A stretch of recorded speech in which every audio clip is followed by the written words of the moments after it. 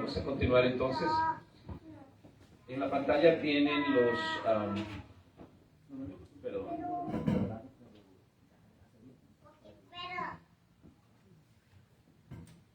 los 4 fundamentos de la unicidad entonces, ¿okay? Que nos ayudan a entender. Decíamos con relación a Jesús que era un ser humano, es el punto número 3. Es importante que nosotros sepamos entonces que Jesús tenía las mismas emociones que nosotros tenemos, tenía cuerpo, tenía alma humana, tenía espíritu humano. Entonces, eso es lo que nos conforma a nosotros, es lo que lo conformaba también a él. Una vez más, eso es importante porque si solamente parte de él era humano y otra parte no era, no puede ser lo que llamamos el pariente redentor que la ley requiere. Y el hecho de que él tuvo que morir por nosotros para cumplir la ley que nosotros no podíamos cumplir, implica que tenía que ser exactamente como nosotros en todo. ¿Ok? ¿Hay algún punto que necesite un poquito más de explicación o tal vez algo que pase volando? Y realmente cada una de estas la hemos dado antes en una sesión sobre el punto 1, en otra sesión sobre el punto 2 y así sucesivamente. Entonces, si corrí demasiado en alguno de estos puntos o algo que todavía no está sumamente claro, por favor, esta es su oportunidad para hacer su pregunta. Adelante.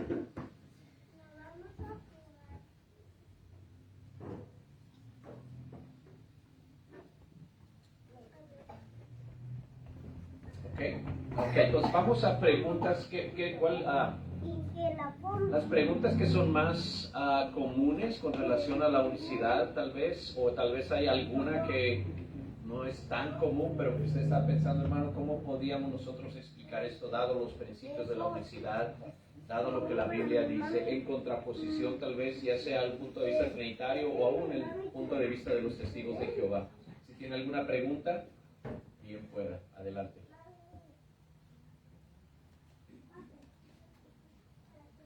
Tienen que tener preguntas ustedes, porque si no yo les voy a hacer las preguntas y ustedes van a tener que responder. Así que...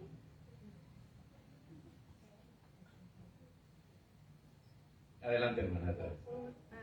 Una de las cosas que cuando dice que está en la cruz, que la gente dice que por qué le habla al Padre si es el mismo. ¿Cómo explicar eso? O sea, yo sí lo entiendo, pero realmente no. ¿Cómo explicárselo?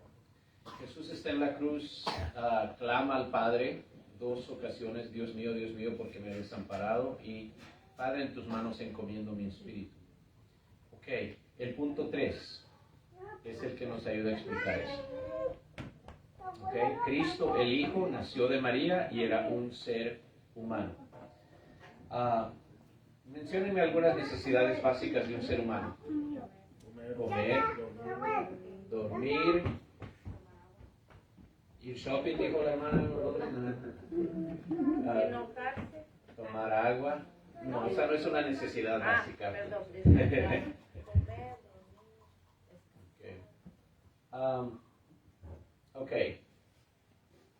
Como seres humanos tenemos una necesidad básica espiritual. Es la de ¿qué? Comunión con Dios, comunicación con Dios. Aún podemos decir contacto con Dios.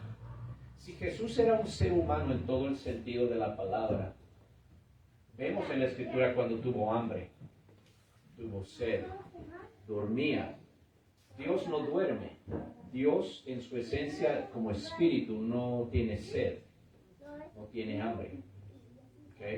Los dioses paganos sí, y esa es la gran diferencia entre el Dios de Israel y los dioses paganos. Los dioses paganos necesitaban constantes sacrificios porque ellos participaban de esos sacrificios, recibían fortaleza. Es decir, que para los dioses paganos, si los seres humanos dejan de hacer sacrificios, los dioses paganos comienzan a perder su poder y hasta pueden fallecer. Por eso es que necesitan constantes sacrificios. Dios, el Dios de Israel, dice: si yo tuviera hambre, no te lo diría a ti. ¿Qué puedes darme? Él tiene ganado en 1000 montañas, dice, ¿verdad?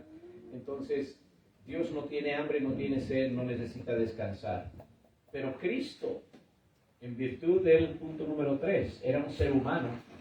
Tuvo hambre, tuvo sed, tuvo sueño. ¿Okay? Su conversación con la mujer samaritana se da porque dice, cansado del camino, se sentó junto al pozo de Jacob. Cansado. Dios no se cansa. Pero entonces, si era un ser humano, que imagínense Cristo como ser humano, sabemos que es Dios, que Dios está en él. Pero imagínense que Cristo nunca hubiera orado. Hubiera sido prácticamente un ateo, ¿verdad? Nunca habla con Dios, nunca habla de Dios, nunca necesita de Dios. Wow. ¿Okay? No sería un ser humano como nosotros. Había algo distinto en él. Había una necesidad que nosotros tenemos que él no tendría, que es la necesidad de comunión con Dios. Entonces eso no puede ser. Por eso Jesús tenía que orar. Porque tiene la misma necesidad espiritual que nosotros. Si Jesús dejaba de respirar, ¿sabe qué pasaba? Moría. Si Jesús dejaba de comer por más de los 40 días, oigan, digamos por los 60 días, ¿qué pasaba? Se moría. ¿Okay? El hecho de que murió en la cruz nos habla de su verdadera humanidad. Entonces, como era un verdadero ser humano, él necesitaba comunión con Dios. Ahora, para nosotros suena extraño porque pues él era Dios, sí, pero como ser humano tiene todavía esa necesidad. Por eso es que Jesús oraba, y oraba más que todos los apóstoles, ¿verdad? Oraba más que nosotros. Pasaba noches enteras en oración. ¿Okay? Solo he conocido otro hombre que en mi vida, así, uno a uno, que hace eso. Se llama Samuel Valverde. ¿Okay? Noches enteras en oración. Entonces, si hemos de entender a Cristo como realmente es, el problema de la gente es que en su afán de probar que es más de uno, hacen ese tipo de preguntas. Y es común la pregunta, pero no es teológicamente informada, no es bíblicamente informada. No quiero decir la palabra, pero la tengo que decir. Es una pregunta ignorante. Si es uno, ¿por qué está hablando con otro? Pues no está hablando con otro, pero es el ser humano comunicándose con la deidad. La dificultad que tenemos es de que es solamente en Cristo que vemos Dios manifestado en carne. No hay 2 o 3 ejemplos que podemos dar de esto. Entonces, por eso es que Pablo tiene que reconocer, grande es el misterio de la piedad. Dios fue manifestado en carne, que este ser humano que está aquí es al mismo tiempo Dios pero también es hombre al mismo tiempo. Opera en las 2 ramas. ¿Okay? Ahora, si alguien va a decir, no, pero cuando tú estás hablando con alguien, tiene que ser una persona distinta. No necesariamente. Usted se conoce este salmo. Bendice alma mía. Bueno, no, un momento, porque hay alguien que está hablándole a otro, ¿verdad? El salmista está diciendo a su alma. Entonces deben ser 2. No, era solo uno. Pero uno puede comunicarse consigo mismo. De hecho, en una de las parábolas, el Señor habla de un hombre que dice, alma, muchos bienes tienes, nunca vas a padecer necesidad. Y tú dices, no sabes que esta misma noche te vienen a pedir esa alma. Pero note que ese hombre está hablando con su propia alma. Alma, muchos bienes tienes. ¿Son 2? No. Si David puede hablar con su alma, y no son 2, ¿por qué no puede el hombre Cristo hablar con Dios, con el Dios eterno, sin necesidad de ser 2? ¿Okay? Ahora, como hombres, nosotros tenemos un Dios, ¿verdad? Pues sí, solamente hay un Dios. Ahora, ¿Cristo como hombre tenía que tener Dios también o no? Una vez más, ¿podría Cristo ser ateo? No. Entonces, como hombre, él también tiene un Dios. ¿Qué Dios? El mismo Dios de Israel. Entonces, como unicitarios, no tenemos problema en decir que Cristo tenía un Dios. ¿Por qué? Porque era hombre como yo. Y yo tengo necesidad de ese Dios. Como hombre, él tenía también Dios. ¿Se da cuenta? Entonces, tenemos que llevar esto a un lugar de entendimiento, tratar con nuestra mente humana, tan limitada como es, de entender esa realidad espiritual en Cristo. Pero llega a ser bastante profundo y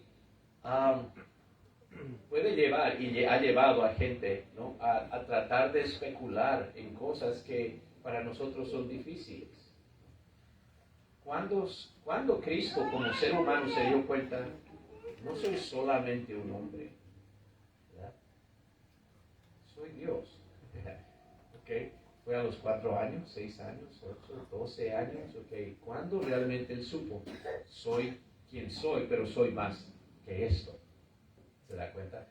Y eso se da especulaciones. La Biblia no lo dice, ¿no? Sí, lo único que la Biblia dice en Lucas capítulo 2 es: y Jesús crecía en estatura, en sabiduría, en gracia para con Dios y los hombres.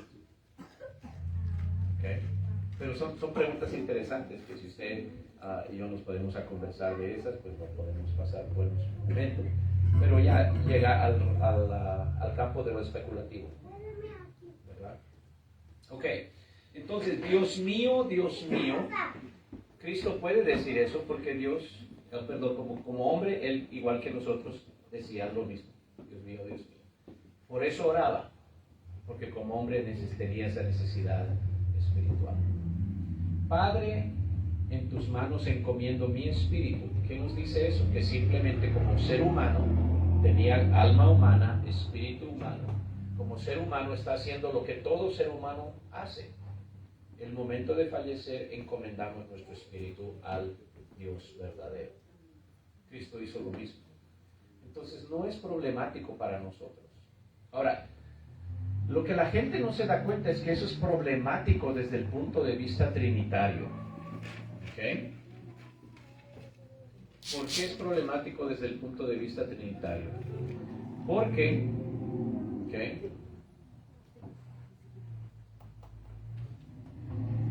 Dios mío, ¿por qué me has desamparado? Es el ser humano que se siente lejos de Dios.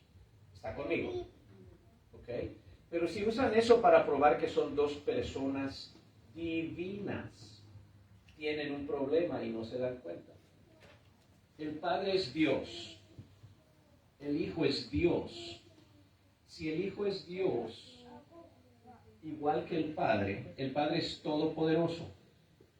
Entonces el Hijo también es todopoderoso. ¿Ok? Entonces, ¿por qué Dios el Hijo, que es todopoderoso, está quejándose y diciéndole a este otro que supuestamente es su igual, es coigual, le está diciendo Dios mío? Entonces es un Dios diciéndole a otro Dios, Dios mío. Ese es un problema. ¿Sabe qué es eso? Paganismo. Es una pluralidad de dioses. Un Dios hablando con otro Dios, como Hermes está hablando con Zeus. Dios mío. Pero ¿cómo puede alguien llamar a otro Dios sin perder su deidad? Si uno es Dios y es todopoderoso, no necesita ayuda. Dios mío, es un clamor pidiendo ayuda. Entonces, para mí, eso ya destruye la igualdad de las personas divinas. Ya muestra que el Hijo no es tan todopoderoso como el Padre. Entonces, y si no son coiguales, y si no son igualmente todopoderosos, se destruye la Trinidad. Ya tiene un Padre que es como Zeus, el Padre de los dioses, y tiene un Hijo que es menos que este Padre de los dioses. Menos autoridad, menos poder. Entonces ya no hay Trinidad. ¿Se da cuenta? Entonces la pregunta misma ya ha destruido su propia doctrina.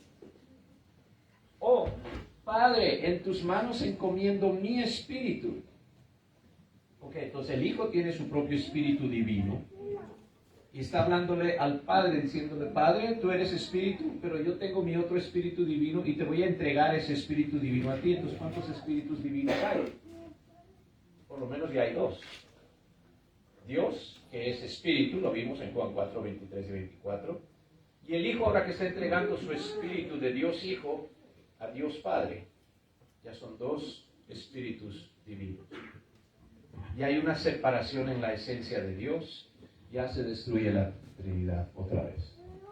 Porque lo que ellos dicen, el Padre es espíritu, el Hijo es espíritu, el Espíritu Santo es espíritu, pero no son tres espíritus, dice la teoría trinitaria. Es solo un espíritu. Pero entonces, ¿cómo puede Dios el Hijo entregar su espíritu divino a Dios el Padre, que es un espíritu divino? Se destruye la Trinidad. ¿Se da cuenta? La única manera que Dios mío, ¿por qué me has desamparado? Y la única manera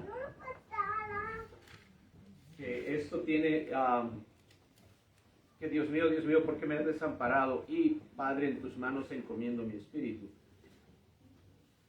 Tiene un poquito de lógica para entenderlo, es si el que está haciendo esas expresiones es un ser humano. Porque si es un Dios Hijo, se destruye toda la teoría trinitaria. La única explicación lógica, bíblicamente hablando, es la nuestra. Y no viola la Escritura, y no viola la persona de Cristo, no viola ninguno de los principios bíblicos que hemos estado hablando. ¿Ok? ¿Alguien más?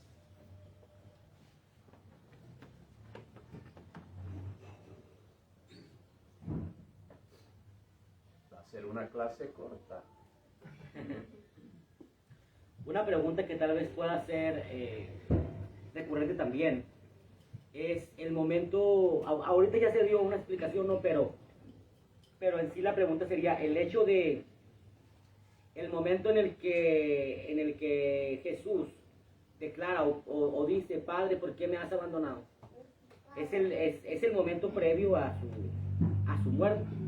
Entonces, ¿cómo es que ocurre esa separación para que pueda morir? Porque Dios no puede morir.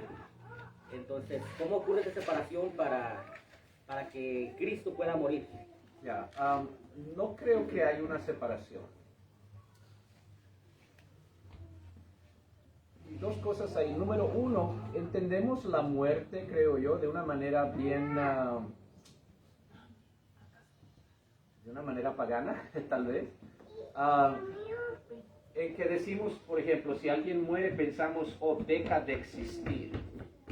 Pero en la Biblia la muerte no es una cesación de existencia, sino una separación. La muerte natural de cualquier hombre es una separación entre el cuerpo y el espíritu. ¿Verdad? Es todo lo que es. Entonces no es como que deja de existir. La muerte eterna, que la Biblia habla, la segunda muerte, no es dejar de existir, es que va al infierno separado eternamente de Dios. Entonces la muerte siempre es separación. Entonces no es cesación de existencia. Pero en el caso de Cristo, y aquí es donde tenemos que tener cuidado y tenemos que ser consecuentes en nuestra propia teología. ¿Okay? Yo sé que utilizando la palabra teología ya como que algunos, no me gusta esa palabra. Simplemente significa el estudio de Dios. ¿Okay? La palabra teología significa estudio de Dios. Y obviamente está basada en la Escritura. ¿Okay? Cristo no era simplemente un hombre ungido. Acuérdense que Juan el Bautista recibe el Espíritu Santo aún en el vientre de su madre. Entonces desde que era bebito, él tiene el Espíritu Santo ya. ¿Okay? Cristo es Dios manifestado en carne. La diferencia es que en Cristo el ser de Dios mismo se une a esa humanidad y es su identidad de ahí en adelante. ¿Okay?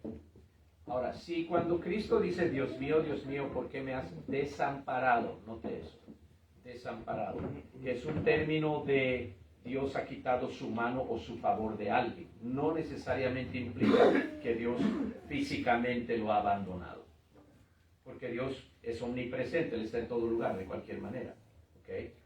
Podemos decir, Dios ha abandonado a aquel hombre. Entonces el hombre dice, entonces Dios no está aquí, puedo hacer lo que yo quiera, ¿verdad? Déjeme decirle, aún en los peores clubes de Mexicali, ¿okay? Donde hay mucho pecado, Dios está ahí. Entonces esa idea de que, y he escuchado diferentes cosas que son tan erróneas, he escuchado gente decir, bueno, en ese momento los pecados de todo el mundo están en el cuerpo de Cristo, entonces Dios ya no puede habitar por donde hay pecado, entonces Dios tuvo que salir del cuerpo de Cristo. Yo, Él llevó la carga, el peso de nuestra culpa, pero los pecados mismos no estaban en ese cuerpo. Porque ese cuerpo tenía que ser puro para hacer sacrificio por los pecados. ¿Se da cuenta? Pero aunque los pecados hubieran estado en ese cuerpo, Dios no necesita salir de ahí. Dios no le huye al pecado, el pecado huye de Dios. ¿Okay? El pecado no le puede manchar a Dios. Entonces, por eso le digo, aún en los peores clubes, donde hay los más horribles pecados, Dios está ahí mirando todo eso. ¿Okay? Entonces, Dios mío, ¿por qué me has desamparado? Lo siguiente era, ¿necesitaba el Espíritu de Dios salir del cuerpo de Jesús para que Jesús pudiera morir? La respuesta es no. Cuando los apóstoles murieron, el Espíritu no los abandonó antes de que murieran. Murieron aún con todo y el Espíritu de Dios. Es decir, el Espíritu de Dios puede estar en un cuerpo y ese cuerpo puede estar sin vida. ¿Ok? ¿Está conmigo? Ok. Ahora, entiendo lo que dijo Jesús y podemos explicarlo eso después. Pero esa idea de que el Espíritu de Dios sale del cuerpo de Jesús antes de que Jesús muera, destruye la unicidad de Dios. Porque hace de Cristo un hombre ungido con el Espíritu, pero no era Dios mismo manifestado en carne. Es decir, si Cristo puede existir como ser humano en un lugar y el Espíritu de Dios en otro lugar fuera aparte de Jesús, entonces Jesús ya no es Dios manifestado en carne. Es simplemente un hombre ungido con el Espíritu Santo. Es como Juan el Bautista. ¿Okay? El propósito de toda la manifestación de Dios en carne, lo que llamamos la encarnación, el propósito de la encarnación es que Cristo iba a pagar por nuestros pecados en la cruz. ¿Está conmigo ahí? Entonces, es por eso Dios se manifestó en carne en Cristo. Ahora, si Dios abandona ese cuerpo justo antes de hacer el sacrificio, pues ¿para qué todo el lío? ¿Para qué se da el trabajo de entrar en ese cuerpo en la concepción, vivir con él 33 años y medio, y justo antes de realizar el acto por el cual él se manifestó en carne, se sabe? Pues bien, gracias, ¿ya para qué? ¿Verdad? Entonces no, Dios no sale del cuerpo de Cristo, no abandona el cuerpo de Cristo, porque Cristo no puede existir aparte de Dios, porque es Dios manifestado en carne. ¿Okay? Esa es su identidad. Entonces, el Espíritu de Dios estuvo en él, posiblemente, aún durante los 3 días que estuvo en la tumba. ¿Okay? Entonces, eso es, ya, destruimos la unicidad si hacemos eso. Y aún eso nos da, no sé si debería entrar en eso. Hay gente que dice que nosotros tenemos en Cristo 2 personas, una persona divina, una persona humana, los dos están unidos en Cristo. Es conocido como nestorianismo. ¿Okay? 2 personas se unen, ese es Jesucristo. Nosotros no creemos eso, creemos que es un solo ser. Si hay persona, es una persona humana, ¿okay? Es Cristo y el Espíritu de Dios que está unido ahí. Un solo ser, 2 naturalezas, ¿okay? O una naturaleza dual. Pues ¿por qué Cristo dice, Dios mío, ¿por qué me has desamparado? Y tengo una explicación de 45 minutos en el canal de Defensores de la Fe, ¿ok? Pues busque el canal Defensores de la Fe, Dios mío, ¿ok? Lo va a encontrar. Cristo está llevando la carga de la culpa de todos los pecados del hombre. Cristo, que siempre ha estado en perfecta armonía con Dios, en perfecta comunión con el Padre, como hombre. De repente, ahora que está llevando la carga de esos pecados, siente la ira que Dios tiene en contra de esos pecados y siente por primera vez la distancia de un pecador va a tener en la eternidad. Es decir, el juicio de Dios está cayendo sobre Cristo en ese momento. Y Él se siente lejos de Dios, como nosotros nos sentimos a veces que pecamos. ¿Okay? Ahora, imagínese la carga o ese sentimiento de aquel que está por siempre condenado a estar lejos de Dios, por toda la eternidad. Eso es lo que Cristo siente. Entonces se siente desamparado. ¿Está conmigo? Ahora, Dios mío, ¿por qué me has desamparado? Es una cita de un salmo. ¿Okay? Para no darle la...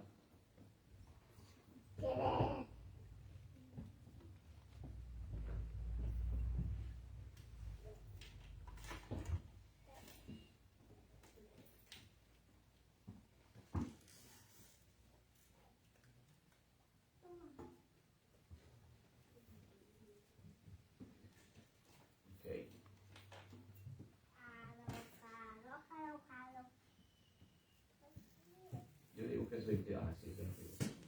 Debería haber confiado en él. Ok. ¿Qué está haciendo Jesús? No solo está expresando la angustia que siente, se siente pecador. ¿Era pecador? No. Se siente pecador. Entonces, ese sentimiento de sentirse pecador inmediatamente lo hace sentir como que está lejos de Dios. Pero al mismo tiempo está citando un salmo. Los salmos eran ¿qué? El himnario de Israel. ¿Okay? Y entonces los israelitas que están escuchando ese clamor en la cruz, están escuchando estas palabras. Y de la misma manera que usted, si comienzo a decirle, no son dos, no son tres, uno es y... Su nombre es Jesús. Amén. ¿Verdad? Ya se lo saben, ¿verdad? Solamente tengo que citar la primera línea a veces. No son dos, no son Tres. ¿no? La gente se lo sabe en cualquier iglesia apostólica donde usted vaya. ¿Okay? Lo mismo sucede con la gente que está alrededor de la cruz. Escuchan a este hombre decir, Dios mío, ¿por qué me has desamparado? Ahora, no, ¿por qué estás tan lejos de mi salvación y de las palabras de mi clamor? Dios mío, clamo de día, no respondes, de noche no hay para mí reposo, etcétera, etcétera, etcétera. Mire todo lo que dice acá. Es decir, cuando ellos escuchan esa primera línea, ellos ya saben el contenido de todo el salmo. Pero en este salmo es donde el verso 6 dice, yo soy gusano y no hombre, oprobio de hombres y despreciado del pueblo. Todos los que me ven me escarnecen, estiran la boca, menean la cabeza, etcétera, etcétera. Hay más.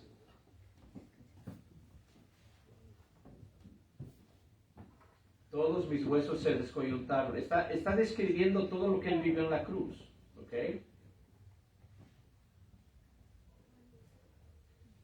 Vamos a llegar a mi verso favorito, proféticamente hablando, por lo menos uno de mis versos favoritos, mesiánicos.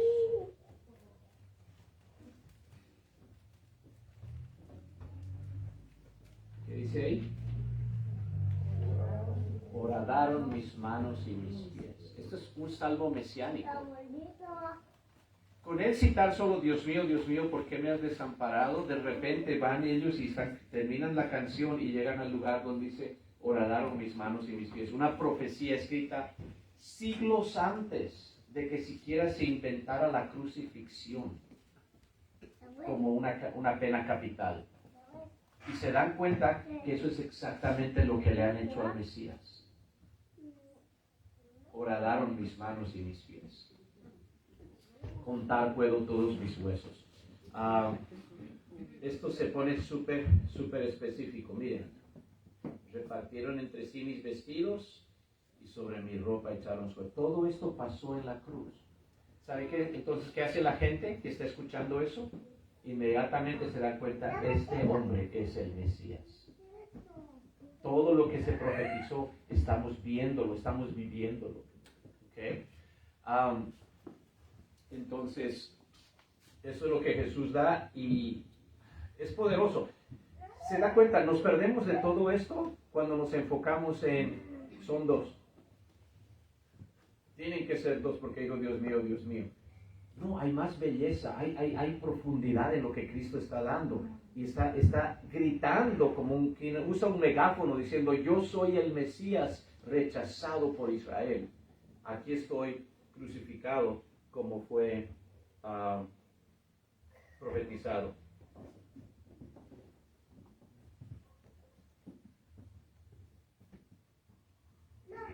A ver, déjeme ver. El otro tiene que ser. Porque va directo.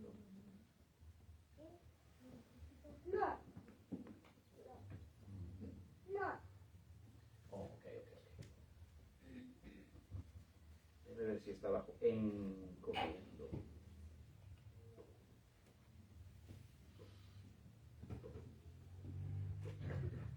La otra cita que Jesús da viene del Salmo 31.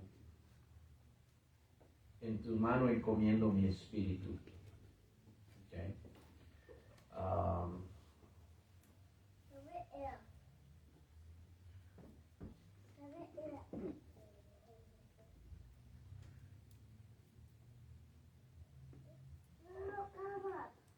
Y una vez más, este salmo es mesiánico. Los que me ven fuera huyen de mí, de todos mis enemigos soy objeto de oprobio, etcétera, etcétera. Consultan juntos contra mí, idean quitarme la vida. Todo eso sucede en la vida de él. Una vez más, la persona que está al lado de la cruz, escucha, en tus manos encomiendo mi espíritu. Ya está citando todo el resto del salmo, ¿verdad? Mas yo en ti confío, Señor, Dios, tú eres mi Dios.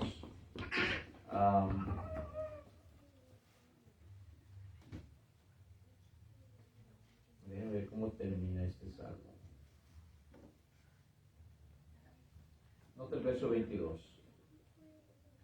Decía yo en mi premura, cortado soy de delante de tus ojos, pero tú oíste la voz de mis ruegos cuando a ti clamaba. ¿Qué está diciendo? No me habías desamparado.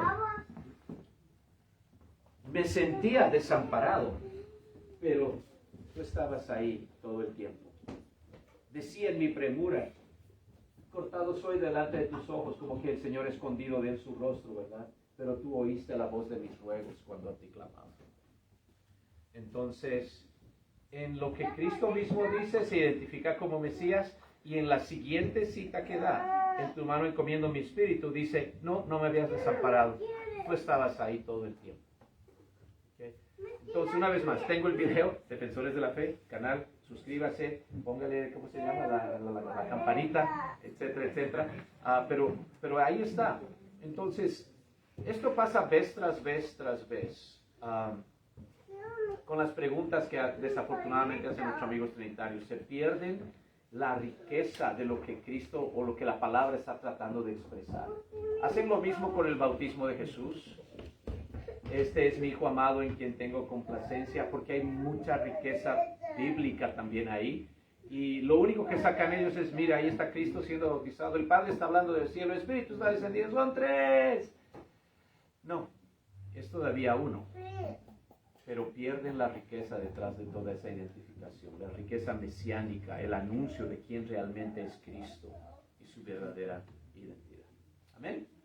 Ok, tenemos tiempo para una pregunta más, sospecho, más o menos.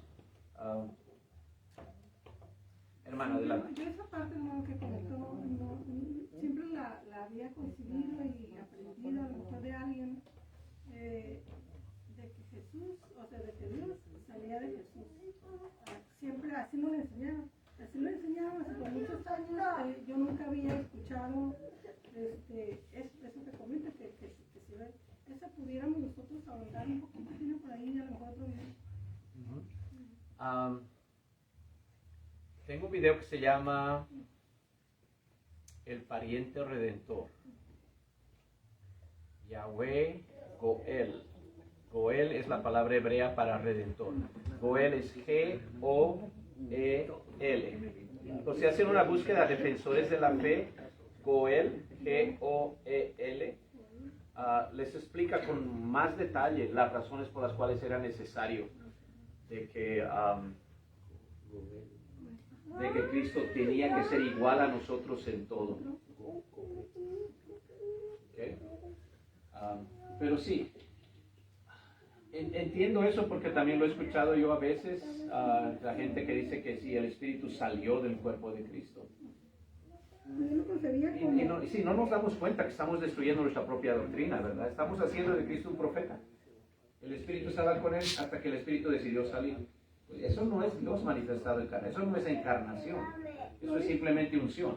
Y el problema es que pierde la unción justo antes de realizar aquello para lo cual está siendo ungido. Sí, lo he oído de que si Dios no hubiera salido, Cristo no se hubiera muerto. Así es como lo he escuchado. Suena piadoso en teoría, pero ¿cuál es la base bíblica de eso? ¿Verdad? Necesitamos una base bíblica para decir eso.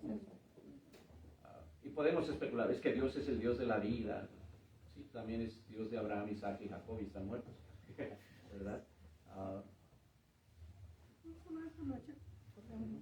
Amén. ¿Alguien más?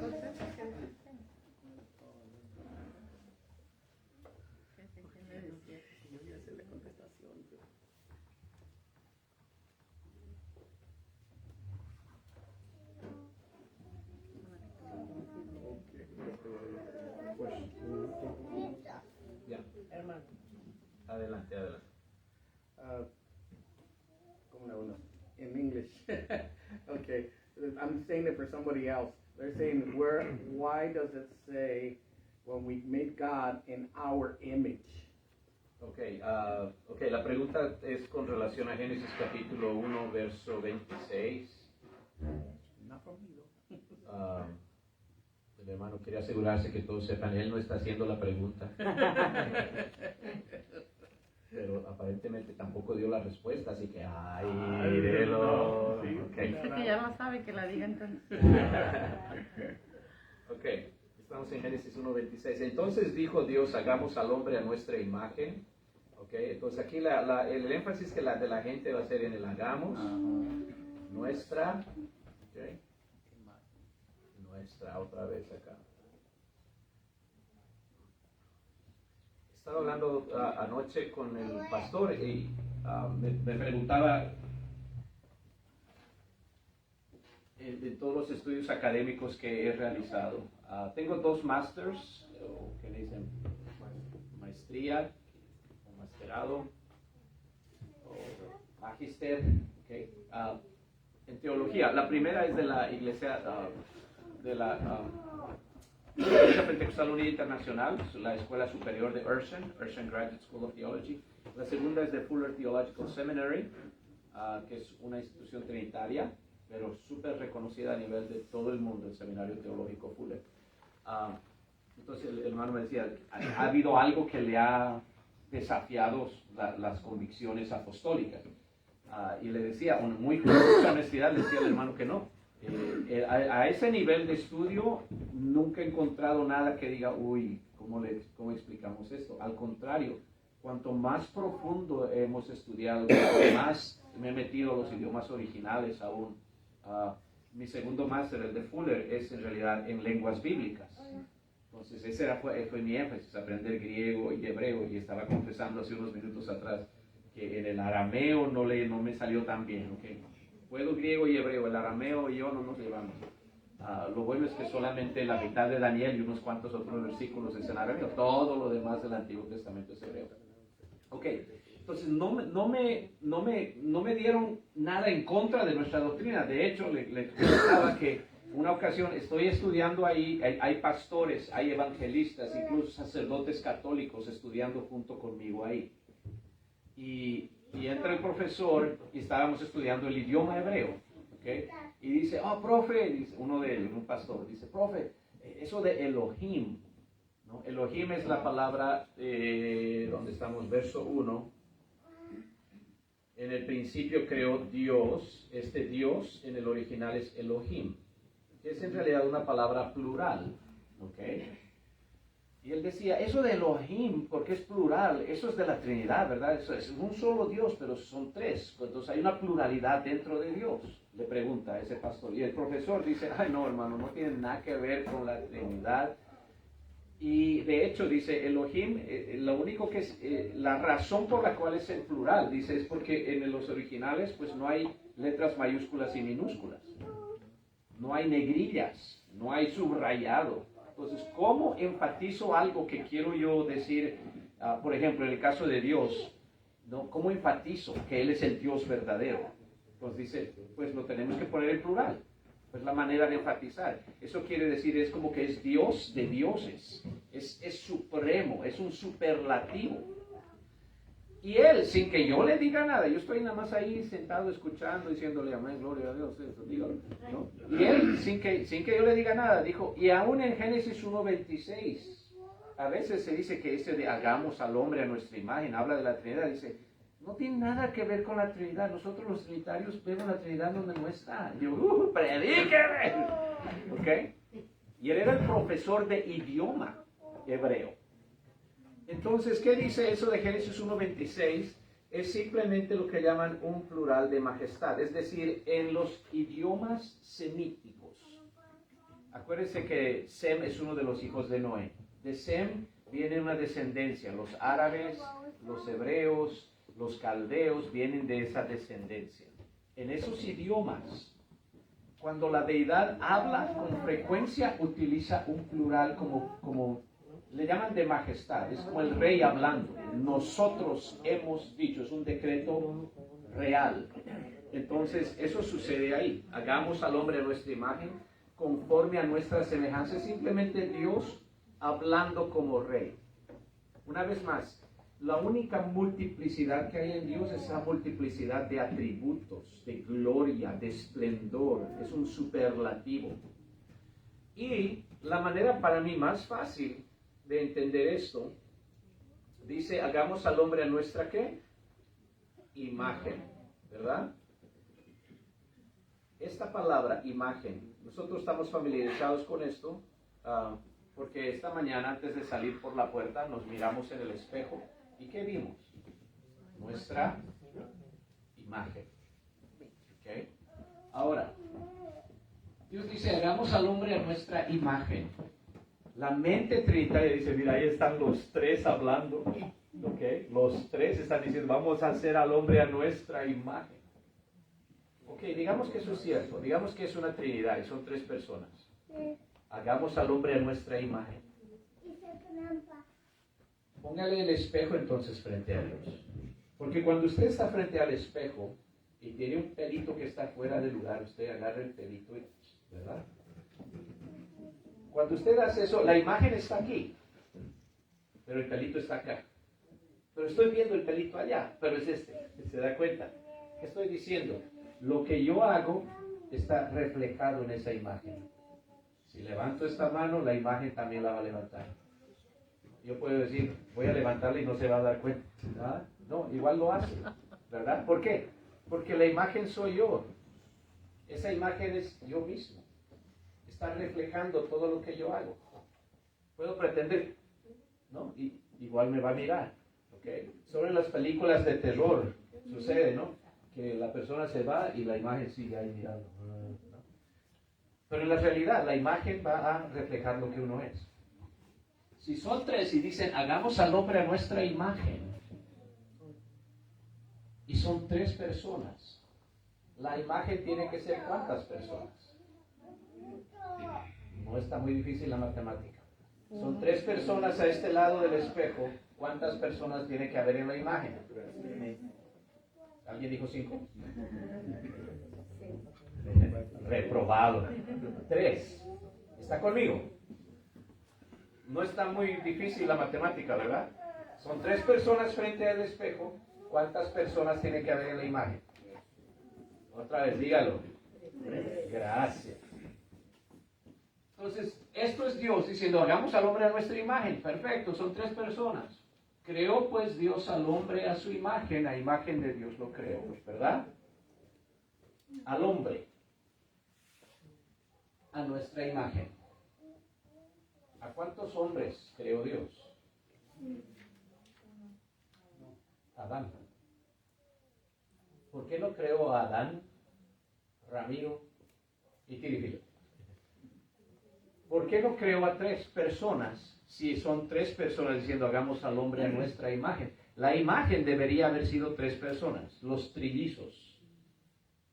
Dios creó solo un hombre, Adán, y sabemos que después forma a Eva, ¿verdad? Pero creó a un solo hombre. Entonces, eso nos muestra que Dios es ¿cuántos?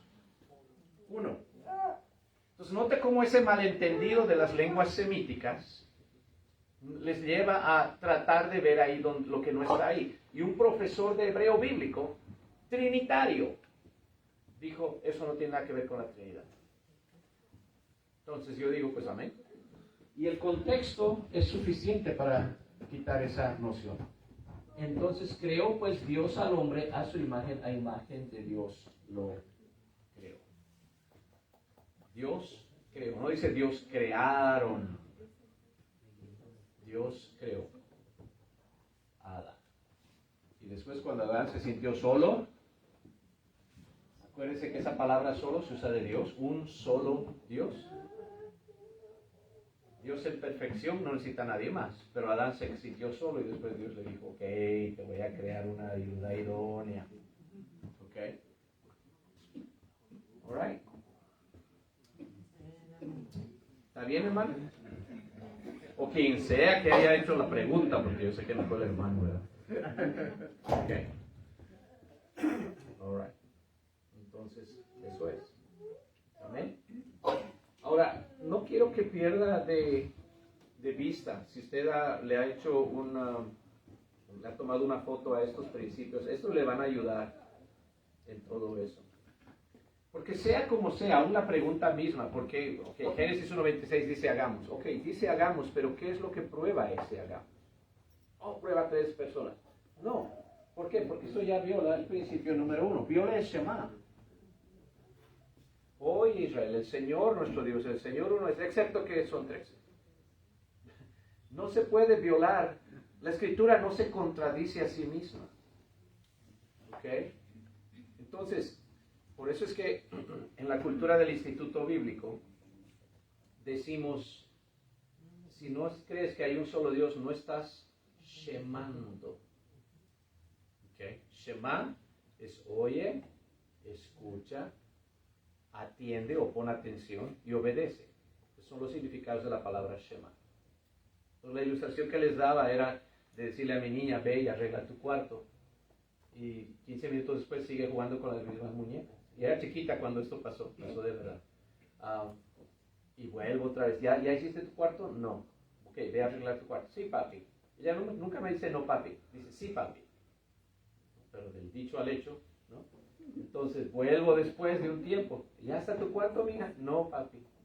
Pero me dijiste que lo ibas a hacer. Sí, lo voy a hacer. ¿Lo vas a hacer? Sí, papi. Okay. Como 3 veces. Y al final vuelvo y digo, ¿has hecho tu cuarto? No, pero me dijiste que lo ibas a hacer. Y le digo, tú no estás shemando. Y ella me dice, sí, estoy shemando. Y se puso de pie y fue a hacer su cuarto. Porque no quería que le diga, tú no estás realmente oyendo. ¿Okay? Entonces, cuando alguien dice, yo creo en el Shema, ¿qué dice el Shema? Oye Israel, el Señor nuestro Dios, el Señor es uno. Dices, pero son 3. No estás shemando. Y fue el hermano Elías y su esposa, que tiempo después me presentaron una playera que tenía ahí y decía, ¿estás shemando? Una de mis favoritas. Ok, hermanos, muchísimas gracias por su atención. Tengan esos principios presentes, entonces. Y acuérdense que nada puede violar o destruir los principios que están ahí en su pantalla. Amén. Pastor. Amén. Dios les bendiga. Amén, Dios lo bendiga. Shalom y Maranata. Maranata. Amén. Amén. Dios bendiga a nuestro hermano. Le agradecemos que se haya tomado este tiempo. En realidad, este seminario fue algo que dije, tenemos que aprovechar que el hermano va a estar aquí y siempre tenemos actividades en la mañana cuando tenemos el aniversario, pero no habíamos preparado algo, pero dije, tenemos que aprovechar porque no es muy continuo que tenemos aquí a nuestro hermano que es el decano del Instituto Bíblico. Los invito, hermanos. El próximo 5 de febrero da inicio el próximo curso del Instituto Bíblico. Va a ser un curso básico al que cualquiera puede acceder, cualquiera de ustedes puede acceder. Hermanos, ya lo comentaron, pero el precio para nosotros es mucho menor. Usted puede acceder al Instituto Bíblico si es que el próximo año no va a haber un cambio de precios, pero usted puede acceder por $50 por el cuatrimestre, por todo el curso. ¿Okay? Entonces usted puede empezar a ahorrar desde ahorita hasta febrero. Estamos hablando de menos de 1,000 pesos. Entonces puede empezar a ahorrar y el próximo que el próximo 5 de febrero seamos la iglesia sorpresa, la iglesia que está ahí en el Instituto Bíblico. Les digo, es un curso muy básico sobre la Biblia y es bien importante porque, hermanos, ese es la base de nuestra fe. Hace muchos años que empecé a utilizar el material de árboles de justicia, mi papá lo utilizaba también. Ya a los que estuvieron en la clase ya les enseñé un día ese libro que es el rotafolio que utilizaba, unas cartulinas ya todas amarillas que llegaba a utilizar mi papá para dar ese curso. El primer tema siempre es la Biblia. ¿Por qué? Porque si tú no puedes comprender la Biblia o que la Biblia es la palabra de Dios, de nada sirve dar los otros temas. ¿Sí? Si tú en medio de los temas me vas a decir, pero es que Atanasio, pero es que Nicéforo y San Ignacio y Santo Tomás y el Papa, y no vamos a llegar a ninguna conclusión. ¿Por qué? Porque la única forma de que ese plan de salvación tenga efecto en nosotros es que creamos. La fe viene por el oír y el oír por la palabra de Dios. ¿Amén? Entonces es bien importante, hermanos, esto. Que demos oído a esto, que llamemos eso, amén, hermano. Ya estamos conjugando, que llamemos eso, amén. Entonces, vamos a despedirnos por este tiempo. A las 3 de la tarde va a dar inicio el culto de jóvenes, hermanos. Para los que están todavía escuchando por ahí también en la red, vamos a estar aquí a partir de las 3 de la tarde. Todos están invitados, aunque los jóvenes van a dirigir el evento, pero podemos estar aquí. Vamos a tener a nuestro hermano Jorge Leiva, también viene de Rancho Camonga, diácono ahí, y él le va a compartir unas palabras a los jóvenes que nosotros también podemos escuchar y podemos gozarnos en ella. Amén. Así que, y a las 6 de la tarde tenemos nuestra celebración. Así que vamos a despedirnos y nos vemos más tarde. Amén. Dios les bendiga.